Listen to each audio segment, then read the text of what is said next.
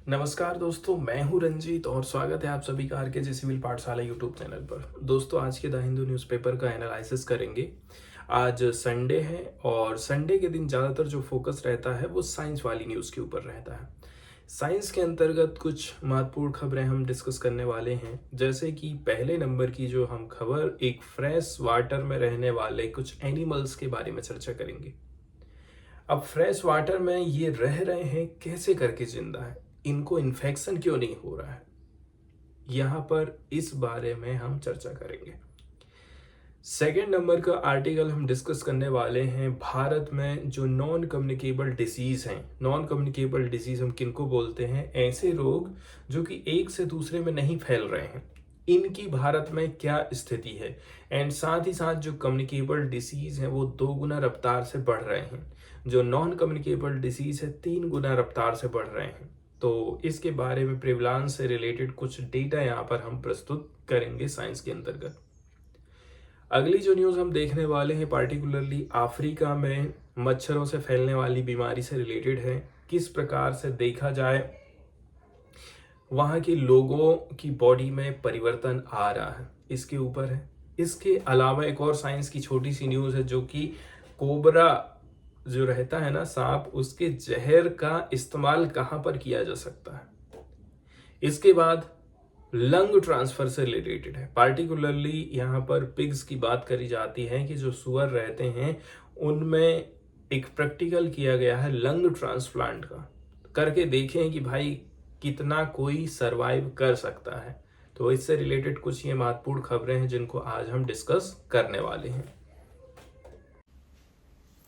चलते हैं आगे और देखते हैं इस पहले आर्टिकल को, जो कि एक फ्रेश वाटर में पाए जाने वाले एनिमल से रिलेटेड है। ठीक है, ये जो फ्रेश वाटर में पाए जाने वाले एनिमल होते हैं वो अपने आप का बचाव कैसे करके करते हैं, कैसे करके ये लोग सरवाइव कर पा रहे हैं। एंटीबायोटिक रेसिपी का इस्तेमाल करके ये इन्फेक्शन से अपने आप को बचा लेते हैं। ये एंटीबायोटिक रेसिपी इन्होंने किसी से चुराई है। किससे चुराई है? बैक्टीरिया से, ऐसा कहना है एक स्टडी का। तो इस प्रकार की स्टडी का फ़ायदा ये हो सकता है कि आने वाले समय में ये स्टडी करी जाए कि क्या इंसान को भी इस प्रकार के रोगों से बचाया जा सकता है, क्या हम यहाँ से कुछ सीख ले सकते हैं। इस प्रकार से ये जो छोटे छोटे क्रिएचर्स रहते हैं, इनका नाम रखा गया है बिडिलॉइड रोटिफर्स, जिनका अर्थ होता है क्रॉलिंग व्हील एनिमल्स। इनके साइज की बात करें तो इनका हेड रहता है mouth, gut, muscles and nerve like other animal, इनमें सब कुछ है, लेकिन इनका साइज बहुत छोटा रहता है। इतना छोटा है कि जो हेयर की चौड़ाई रहती है ना, उससे भी कम। देखिए, जब कभी रोटिफर को फंगल इन्फेक्शन होता है तो स्टडी में ऐसा पता लगाया गया है कि भाई 100 ऑफ जीन्स ये लोग एक्वायर किए हैं बैक्टीरिया से। बैक्टीरिया से ये 100 ऑफ जीन्स प्राप्त कर लेते हैं, अदर माइक्रोब से ये लोग जीन्स प्राप्त कर लेते हैं। इन्हीं में से कुछ जीन्स ऐसे होते हैं जो प्रोड्यूस करते हैं रेजिस्टेंस वीपन, मतलब मुझे मेरी बॉडी को बचाने के लिए ये रेजिस्टेंस पैदा कर दे रहे हैं। Such antibiotic and other antimicrobial agent in the rotifers. तो आप देख लेंगे कि किस प्रकार से ये लोग अपने आप को सेव कर पा रहे हैं। इस रिसर्च के पहले, ठीक है, prior the research found that rotifer have been picking up DNA from their surrounding for million of years। पहले देखिए, रिसर्च के पहले हम ये सोचते थे कि ये जो रोटिफर्स होते हैं ये क्या काम करते हैं, डीएनए को पिकअप कर रहे हैं, डीएनए को कहीं से ले रहे हैं अपनी सराउंडिंग से। ये चीज़ वो बहुत मिलियंस ऑफ ईयर से कर रहे हैं। लेकिन अब जो नई स्टडी सामने आई है, इसमें पहली बार डिस्कवर किया जाएगा them using these genes against disease. अब और भी अन्य प्रकार के डिसीज़ से क्या ये लोग बचाव कर पाते हैं, इसका भी अध्ययन किया जाएगा। No other animals are known to steal gene from microbe on such a large scale। सबसे खास बात ये है रोटिफर्स को लेकर के कि इनकी तरह कोई भी जानवर स्टील नहीं करता है जीन्स को माइक्रोब से, ठीक है। तो जो माइक्रोब्स होते हैं, छोटे छोटे जीव जंतु रहते हैं, उनसे जीन को ये चोरी करते हैं और फिर अपनी बॉडी की ये रक्षा करते हैं। ये जो कॉम्प्लेक्स जीन्स होते हैं, इनमें से कुछ ऐसे हैं जो कि दूसरे अदर एनिमल में हमको देखने को नहीं मिलते हैं। ये लोग बैक्टीरिया से प्राप्त करते हैं, but have undergone an evolution in rotifers.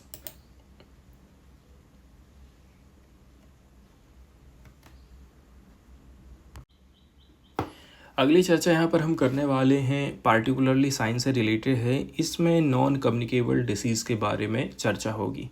Non communicable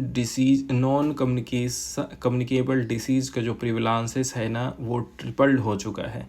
साथ ही साथ जो इन्फेक्शियस डिसीज़ होते हैं, इनकी जो प्रसार है, फैलाव है, वो डबल हो चुका है।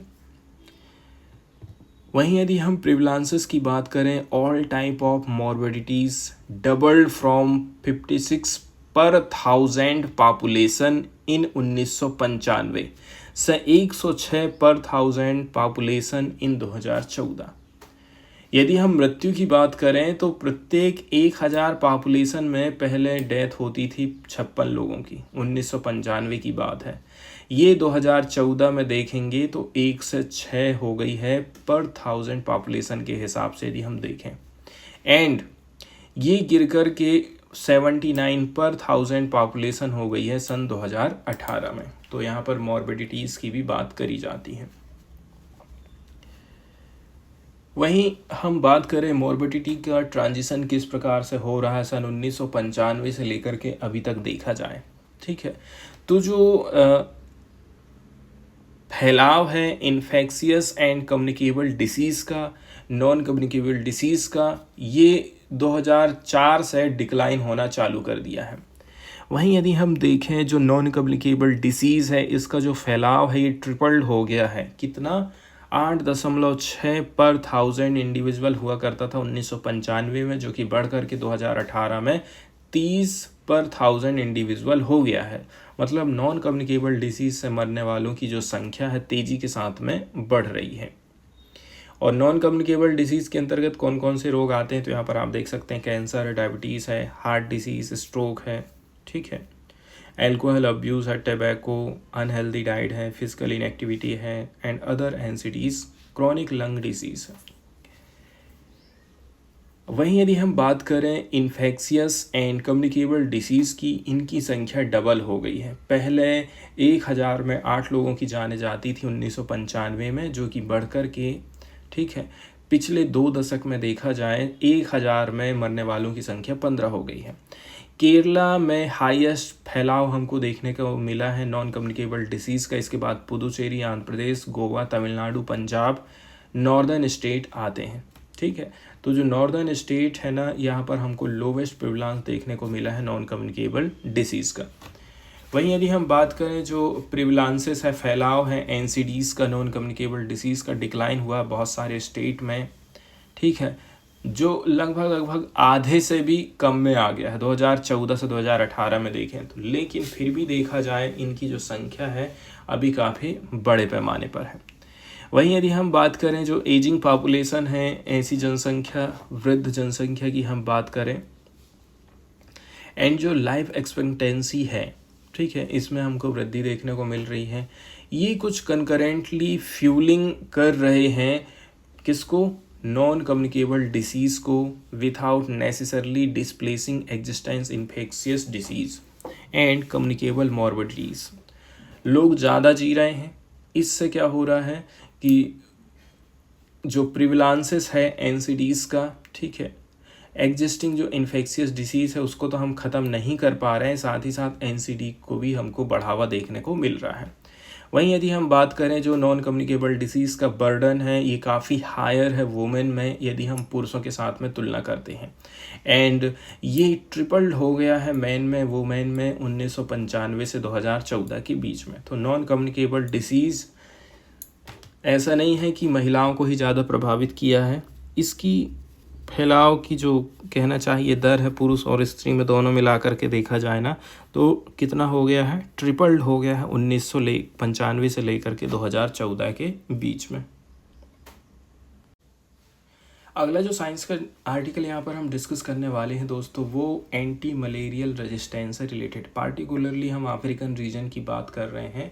अफ्रीकन पीपुल्स में एंटी मलेरियल रेजिस्टेंस पैदा हो गया है, जो कि एक चिंता का विषय है और यहाँ पर अर्जेंट एक्शन की ज़रूरत है। एंटी मलेरियल ड्रग रेजिस्टेंस की बात करें, ये एक बहुत बड़ा खतरा होता है पब्लिक हेल्थ को, मलेरिया कंट्रोल को। एंड इसके चलते चलते जो मलेरिया से मॉर्बिडिटी है, मलेरिया से होने वाली मौत है, वो बढ़ जाती है। ये कंडीशन कब पैदा होती है, जब मलेरिया का जो पैरासाइट होता है वो क्या काम करने लग जाता है, एंटी मलेरियल ट्रीटमेंट को के असर को कम करना चालू कर देता है। इससे पैरासाइट पार्शियल रेजिस्टेंस पैदा होता है, जहाँ पर जो ड्रग है काफ़ी लंबा समय लेता है पैरासाइट को ख़त्म करने के लिए, या फिर उसका फुल रेजिस्टेंस वो चालू कर देते हैं। Where resistance to partner drugs में डेवलप। न्यूज़ की तरफ हम चलते हैं और देख लेते हैं। Artemisinin based combination therapy, shortcut में इसको ACTs बोला जा रहा है। अब ये दवाई दी जा रही है, ठीक है। ये एक कॉर्नर स्टोन माना जाता है मलेरिया के ट्रीटमेंट के लिए, कंट्रोल के लिए। लेकिन दिक्कत वाली बात ये है कि जो इमरजेंस है एंड स्प्रीड ऑफ आर्टेमाइसिन रेजिस्टेंस है, ARTR पैदा होना चालू हो गया है, ठीक है। Malaria causing plasmodium falciparum parasite in eastern Africa has compromised the efficacy of these crucial treatment. तो जो मलेरिया फैलाने वाले प्लाज्मोडियम फाल्सिफेरम पैरासाइट हैं, ईस्टर्न अफ्रीका में चिंता का विषय बन रहे हैं, क्योंकि इन्होंने रेजिस्टेंस पैदा करना चालू कर दिया है, ठीक है। यदि अफ्रीका में ARTR को काउंटर करना है तो रिसर्च लोग रिकमेंड करते हैं कि आप जो है ट्रिपल कर दीजिए ACTs को। जो इलाज आप दे रहे हैं TACT को आप 3 गुना दीजिए, ठीक है। Combining and artemisinin derivative with 2 partner drug which have proven effective in Asia. साथ ही साथ ये भी बोला जा रहा है कि आपको एक आर्टेमाइसिन डेरिवेटिव भी देना है एंड 2 पार्टनर ड्रग देना है, जो कि एशिया में काफ़ी ज़्यादा इफेक्टिव हो, तब जाकर के आप इसका इलाज कर सकते हैं। इसके बाद अगला जो साइंस का आर्टिकल हम देखने वाले हैं, ये है कोबरा वेनम से रिलेटेड है, ठीक है। बोला जा रहा है कि जो कोबरा वेनम, कोबरा का जहर होता है ना, इसका इस्तेमाल हम कर सकते हैं एंटी वेनम के तौर पर। स्टडी किया गया था molecular characteristic of venom from spitting cobras. तो जो स्पाइटिंग कोबरास रहते हैं उनकी वेनम का मॉलिक्यूलर अध्ययन किया गया है। वैज्ञानिक लोगों ने डिस्कवर किया है कि जो अप्रूव्ड ड्रग्स होते हैं, जिसका नाम है हेप्रिनॉइड, ठीक है। क्या नाम रखा गया है ड्रग्स का, गोली दवाई का? हेप्रिनॉइड्स रखा गया है। ये बचाव कर सकता है against the venoms destructive effect on local tissues. अब जहर हमारी बॉडी के लोकल टिश्यू को यदि ख़त्म कर रहा है, तो इसके लिए हम जो है कोबरा, स्पाइटिंग कोबरा के वेनम का इस्तेमाल करके उसके असर को कम कर सकते हैं। तो ये जो स्टडी थी सेल्स एंड माइस में इसका अध्ययन किया गया था। इसमें बोला गया है जो हेपारिनॉइड्स होता है could potentially be developed into antidotes for cobra bytes.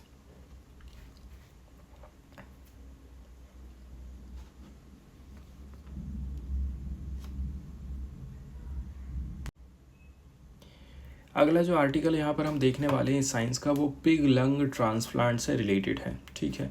बताया जा रहा है कि यदि इस प्रकार से पिग लंग ट्रांसप्लांट किया जा रहा है तो इसका कितना फ़ायदा मिल सकता है। वैज्ञानिक लोगों ने कुछ जीन इंजीनियरिंग टेक्निक का इस्तेमाल किया था ताकि बूस्ट किया जा सके सर्वाइबिलिटी ऑफ ट्रांसप्लांटेड लंग का पिग्स में हमने लंग का ट्रांसप्लांट किए हैं। अब वो और भी ज़्यादा सर्वाइव कर सके, इसके लिए वैज्ञानिक लोगों ने कुछ जीन इंजीनियरिंग की टेक्निक का इस्तेमाल किया है। एंड इससे एक चीज़ ये भी ध्यान रखना है कि भाई जो इम्यून सप्रेसिंग ड्रग्स हैं इसकी ज़रूरत को कम किया जा सके, कि गोली दवाई हम कम से कम दें। The pig survived up to 2 years without immune suppression. ठीक है, जो पिग है कितने साल तक जीवित रह सकता है? 2 साल तक तो रह ही सकता है। इसी प्रकार की जो टैक्टिक्स होती है ये हमें हेल्प कर सकती है ट्रांसप्लांट सर्वाइवल को। ठीक है, कि भाई जो ट्रांसप्लांट होता है लंग्स का, इसके बावजूद भी सामने वाला कैसे करके ज़्यादा से ज़्यादा सर्वाइव रह सकता है।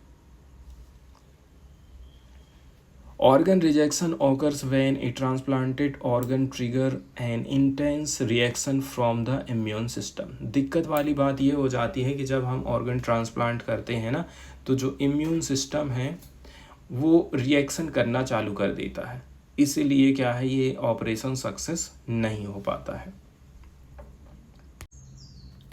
इसके बाद नेक्स्ट वाली जो आर्टिकल न्यूज़ का हम देखने वाले हैं, ये इंडिया और भूटान की रिलेशनशिप को बताता है। भारत की तरफ से 1500 करोड़ रुपया का पैकेज दिया जाएगा भूटान को। इंडिया एग्री हो गया है कि हम जो है प्रोवाइड करेंगे आपको 1500 करोड़ रुपया as a part of economic stimulus program या फिर पैकेज के तौर पर। आने वाले 18 महीने में भारत 1500 करोड़ रुपया देने वाला है। ठीक है, दोनों गवर्नमेंट की तरफ से बोला गया है सैटरडे के दिन। ठीक है, एंड जो end of foreign secretary Vikram Misri's visit हुई थी, आपस में कहना चाहिए ये विजिट की गई है। साथ ही साथ काफ़ी वाइड रेंज में बातचीत भी हुई है हिमालयन नेशंस की लीडरशिप के साथ में। मिस्री ने रिव्यू किया था कि कैसे करके हम मोडालिटीज़ को का इम्प्लीमेंटेशन कर सकते हैं, कैसे करके कोऑपरेशन हम कर सकते हैं डाइवर्स एरिया में इंडिया भूटान डेवलपमेंट पार्टनरशिप के बीच में। ठीक है, एंड इनके जो काउंटर पार्ट हैं कौन है? Bhutanese counterpart Aum Pema Choden. इनके बीच में रिलेशनशिप जो है कैसे करके और भी ज़्यादा बढ़ सकती है।